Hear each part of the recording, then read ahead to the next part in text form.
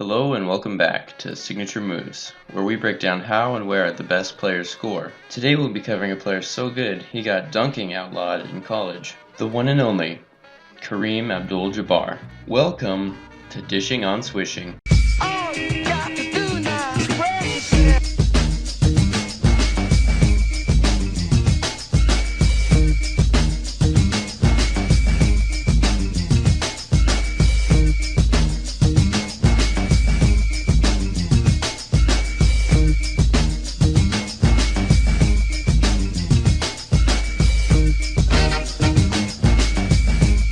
After a very successful high school career, a young Lou Alcindor attended UCLA in 1966, where he absolutely dominated the college ranks. And because of this, dunking was outlawed in 1967 in order to make defending players at his level possible. This would go on to be one of the best things for him, as it made him expand his game and skill set further than ever, and did not end up hindering him in the slightest, as he would go on to make the All-American team, win Most Outstanding Player, and national championships in each of the next 3 years of college. He was drafted first overall by the Bucks in the 1969 draft and was an instant star, winning Rookie of the Year and averaging 28 points and 14 rebounds a game. That offseason, Lou converted from Catholicism to Islam and subsequently changed his name to Kareem Abdul-Jabbar, which means noble, powerful servant. The Bucks also traded for Oscar Robertson and would go on to dominate the NBA on the way to their first NBA championship. He would later be traded to LA in 1975 after becoming disgruntled, and it would be there that fans would finally embrace him and accept his greatness. He went on to win 5 more championships with the Lakers, succeeding in almost every way possible, and when he retired, he was the NBA all-time leader in points scored,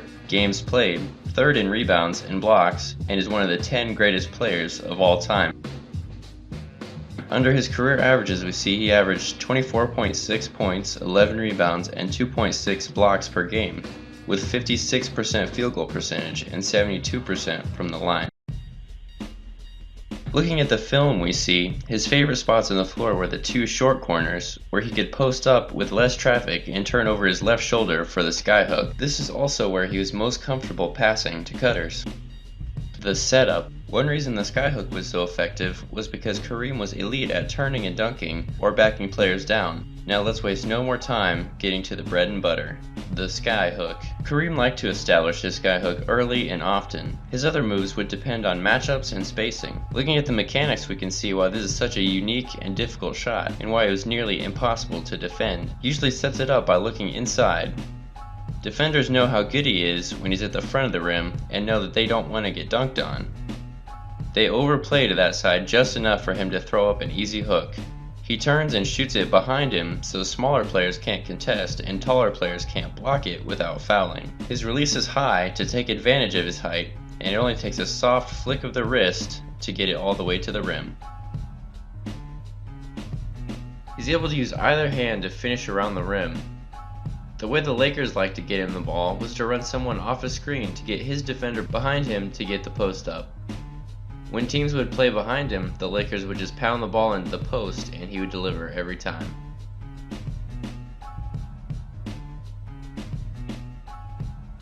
His big hands and footwork allowed him to get to the middle as often as he wanted, which made his running hook shot much easier, as he had forward momentum and was already looking over his left shoulder and was already lined up for the shot.